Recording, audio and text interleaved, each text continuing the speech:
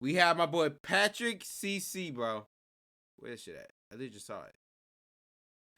3 simple words made Lil Jon $33.3 million.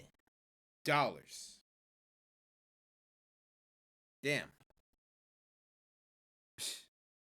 That nigga got that shit, bro. I guess he got that shit. He got that shit on.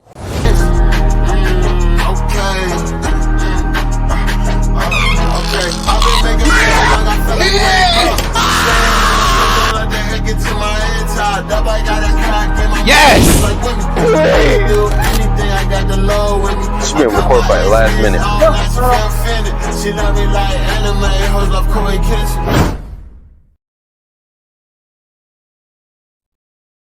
In Lil Jon's most successful song of all time, he says 12 words total. In his second most successful song of all time, he says just 19 unique words. But truthfully, most people would associate him with the 3 most basic words in the English language. Yeah! Yeah! Oh my god!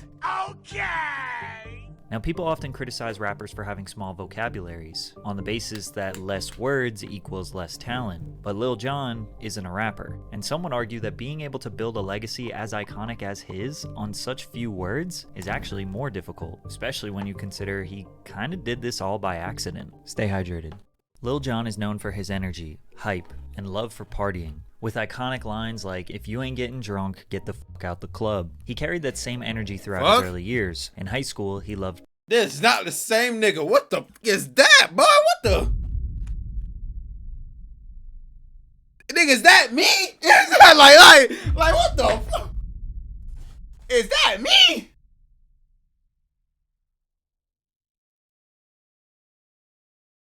That is not him.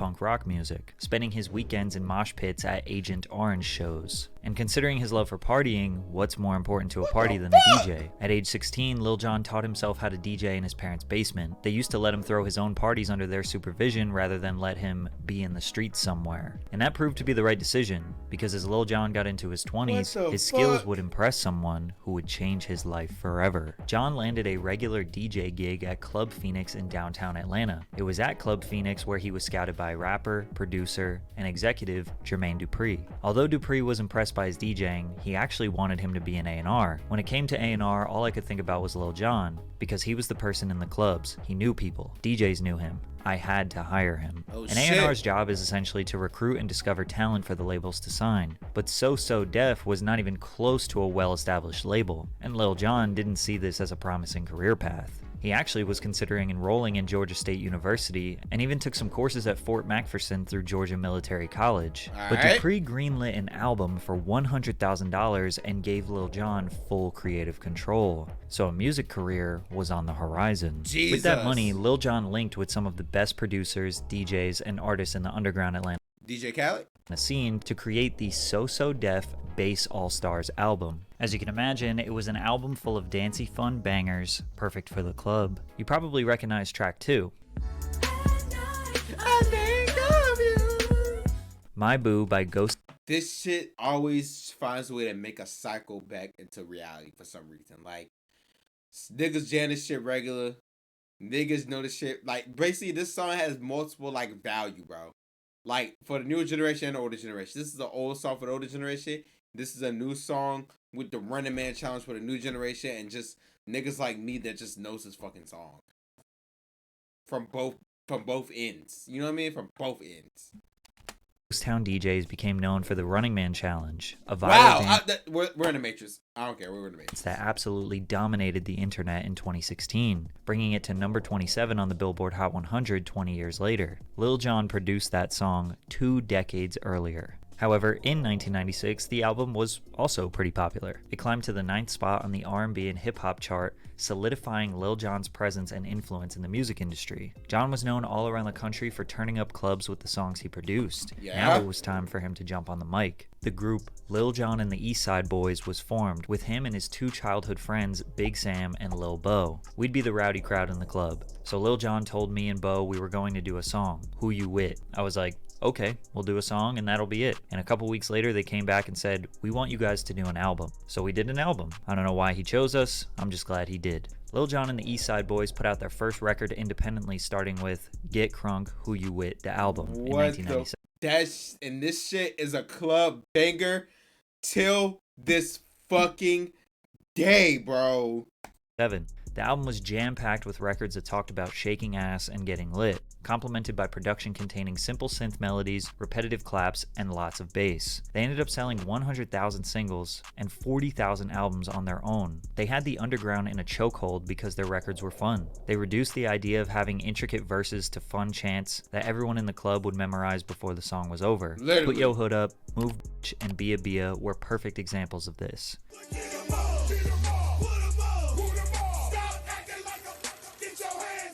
But even still, by this point, Lil Jon never considered himself a rapper, which is ironic because this was arguably the most rapping he ever did, and would ever do in his career. Crunk music was about a hot beat, a hot hook, and something people could chant along with. Crunk is best defined as a fusion of Miami bass and Memphis buck roughneck chants backed with 808 beats and humming bass. Lil Jon was able to fuse the energy of bass music with street rap and came up with Crunk. But most of us were introduced to Lil Jon in 2002 with the track Get Low alongside the Yin Yang Twins on the album Kings of Crunk. In the early 2000s, the music video was more important than ever. Many of you probably remember the days of turning on MTV and just seeing what new songs would pop up. The video for Get Low showed Lil Jon. I gotta chat. A nigga like me was on Music Choice.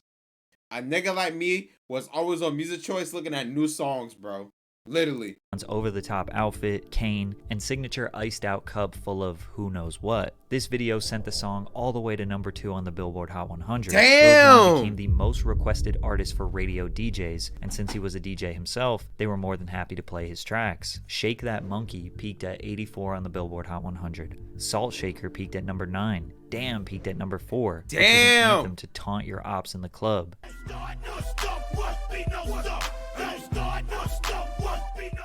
2003. I ain't gonna lie, chat. All I'm saying is, chat, I'm gonna get a stream where I'm gonna be in that fit specific. I'm gonna be in this fit specific. I'm being this fit specifically, right? I'm gonna bring that to y'all on the stream, bro. Literally, I'm gonna try to incorporate it in somehow. I do want to try that shit.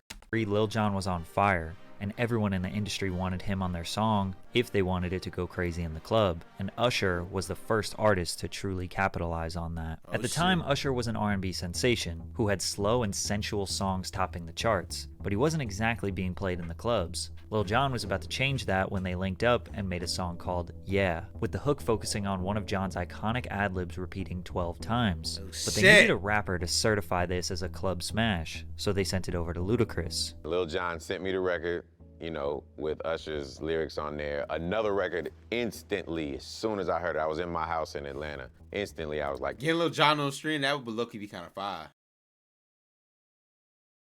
This shit is out of here. It took me no time to write my verse for it.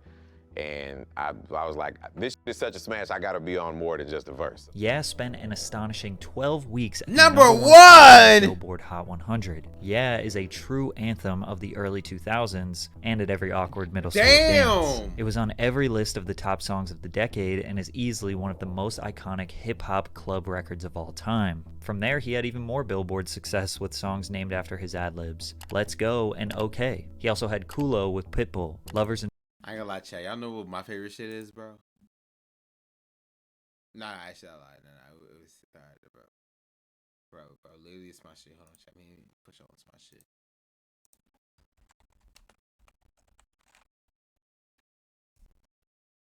Bro, this is my shit, boy.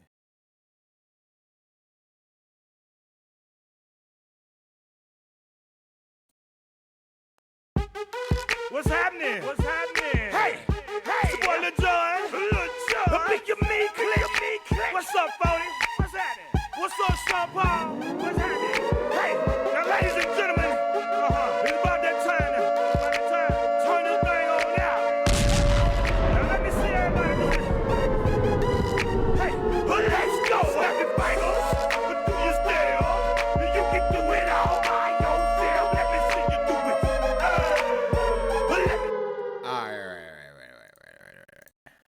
and friends, and what you gon' do? Whether it was a song to get the gangsters hype or the ladies to dance, Lil Jon had the music industry in the palm of his hands. But it wasn't technically his music that solidified Lil Jon as a cultural phenomenon. It was Dave Chappelle. Oh, shit. On season 2, episode 6 of The Chappelle Show, Dave premiered a skit called A Moment in the Life of Lil Jon. Are you checking any luggage today, sir? Yeah! Did you pack the bags yourself? Yeah! And the bags have been in your possession the whole time? What? I'll never forget the morning after this episode aired. It seemed like everyone in my school was mimicking this skit, yelling what, Nah, yeah, this is and amazing. okay. Yo, Because of Chad, Dave- speaking of Dave Chappelle, bro, his new special on Netflix is fucking amazing. Literally, the Dreamer shit was so fucking amazing. But I low-key might watch that shit again tonight, low-key.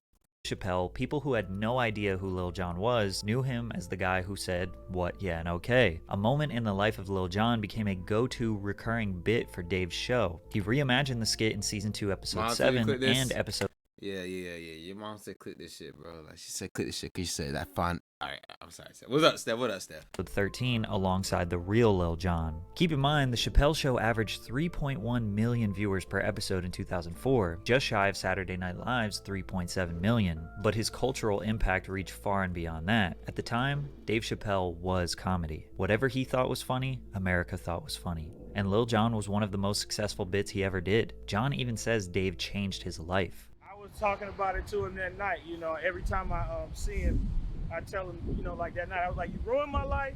Now, the reason why Lil Jon jokingly says Dave ruined his life is because of, well, this. I ain't gonna lie. Okay. I can understand where Lil Jon's coming from. Like, bro, if you really like it's like imagine like you have a running joke, right? And like, fuck, I'm not explaining it, chat. All right, let's say I have a running joke, right? And you have niggas coming to you like, yo, Lil Jon, yeah, okay. What? Like, bro, like, that shit gets annoying, bro. You understand? That shit probably gets so annoying for him, bro. Because at the end of the day, Dave Chappelle just told an innocent joke. But niggas who know this man and, like, he's popular and shit, have random niggas coming to, like, yeah! Okay! What? Like that shit has to be fucking annoying, bro. This.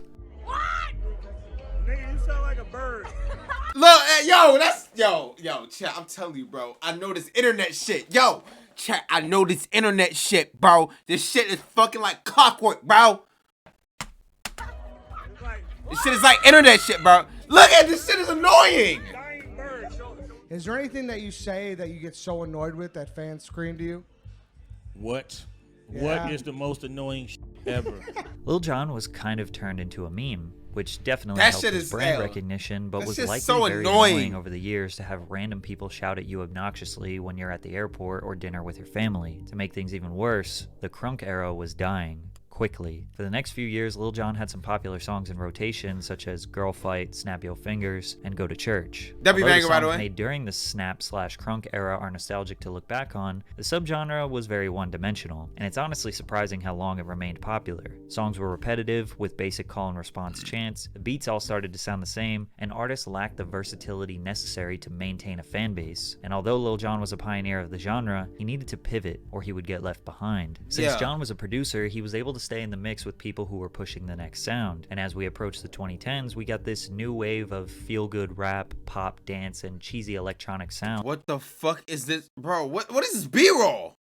coming from the likes of Flo Rida, Pitbull, and LMFAO. These iconic songs Nah. became Party Rock went crazy. Chat. Y'all don't understand, bro. Chat. I put in hours. Bro. Into Party Rock. Party Rock on Just Dance. Party Rock on Guitar Hero.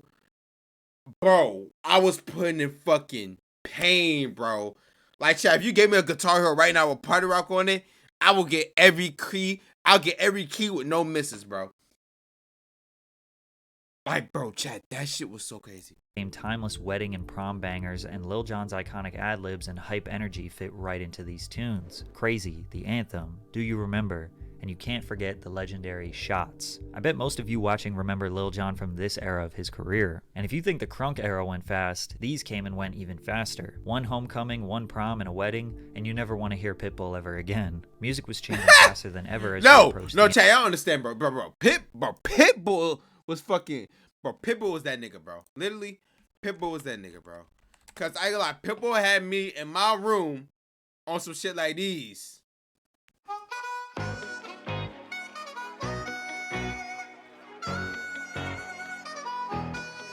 It's going down. I'm yelling timber. You better move. You better dance. Let's make a night. You won't remember. I'll be the one. Hold on. You won't forget.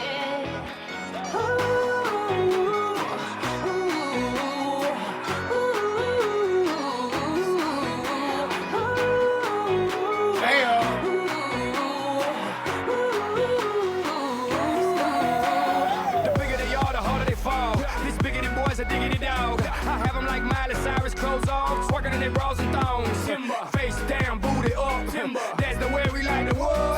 Sicker than an oil spill. She say she won't, but I bet she will. Timber. Swing your partner round and round, and then the night is going down. One more shot, another round, and then the night is going down. Swing your partner round and round, and then the night is going down. One more shot, another round, and then the night is going down. I'm yelling timber. You better move, you better dance. Let's make tonight. Me not working hard.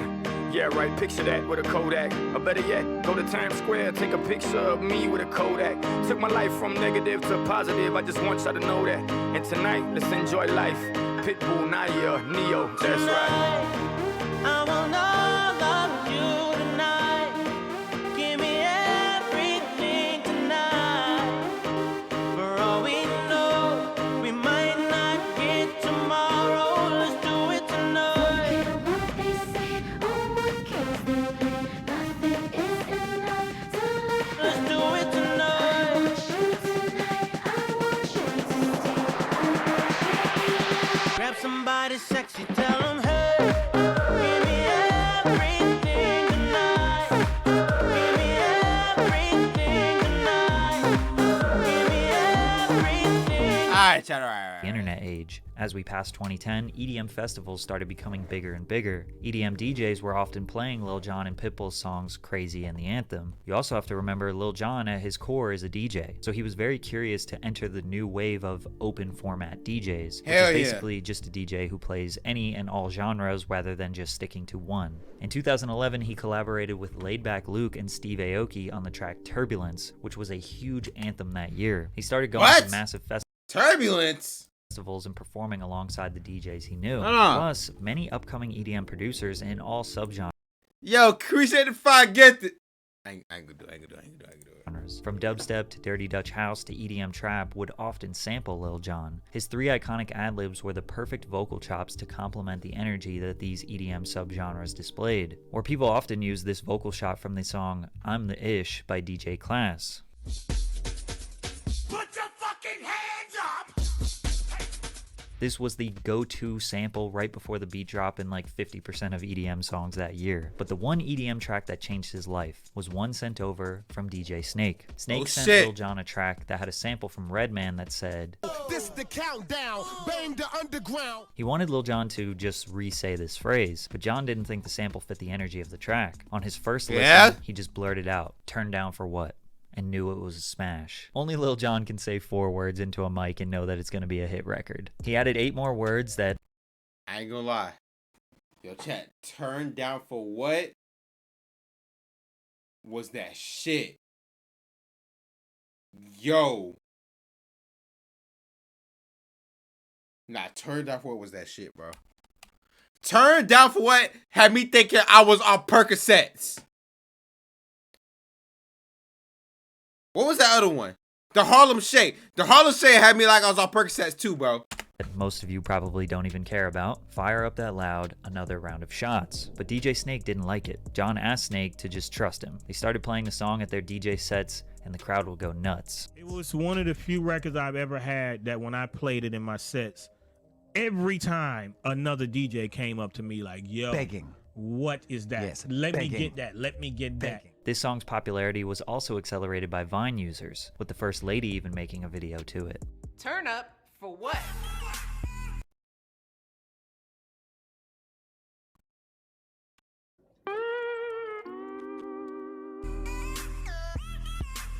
Ten years after his first #1 song with Usher, Lil Jon went #1 on the Billboard Hot Dance For and turned Electronic out for chart what, for bro? 12 Shit. weeks. 1 week for every word he said on the song. Lil Jon was already an icon in hip-hop. This record made him an icon in EDM, and these days he has a much bigger presence there than in hip-hop. EDM DJs will send him a record to scream one of his iconic phrases before the drop, and he takes 50% of the revenue for the song. And he deserves it, because a Lil Jon sample will always get people rowdy. Hell yeah.